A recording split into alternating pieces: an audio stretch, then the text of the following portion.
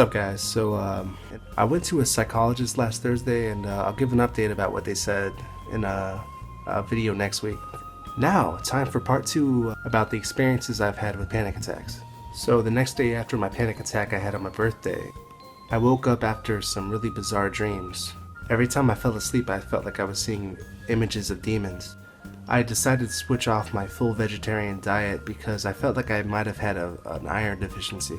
I was gonna head over to Yokosuka, but I felt like my blood pressure was kind of low and I was afraid I might pass out, so I decided to stay in Tokyo.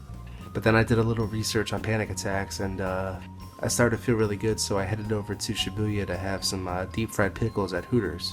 As I started walking around I started to feel really lightheaded, so I decided to take a cab back to Itabashi, Tokyo. As I was in the cab, my blood pressure started to spike again and I started to feel afraid again.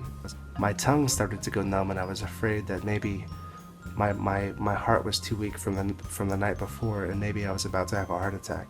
I asked the cab driver to take me to a hospital, but instead he took me to my address, faster. When we got there I pretty much begged him to take me to a hospital, but he decided to be a smartass and asked me what the fucking address of the hospital was. At that point I screamed for him to please let me out of the cab and threw all the money I had in my wallet at him and told him to let me out of the fucking cab. But he kept the doors locked because he wanted to make sure he knew if I wanted my receipt or not. Because as an older Japanese gentleman, it was more important that I respect him than he respect the fact that I'm potentially having a fucking heart attack. After that I ran out of the cab and grabbed my CPAP so I could potentially slow my heart rate down. But that wasn't working. I then knocked on my neighbor's door because I remembered he was white and I know the most common language amongst white people is English, so I hoped that maybe he spoke English. He was a little standoffish at first, but eventually, after a little talking, he rode over to the closest hospital on his bike and he got an ambulance to come over. I started to use my CPAP right outside of my door and I started apologizing to people because I was afraid I was about to die. And I felt bad for not taking my doctor's advice and just sleeping. I then ran outside because I was afraid I was dying and I begged for somebody to help me, but nobody came out.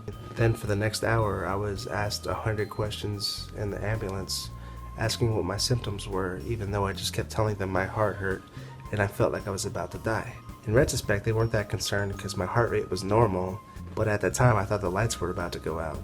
I got so frustrated after the long wait in the ambulance that I eventually calmed myself down, a little bit out of spite, just to keep going on.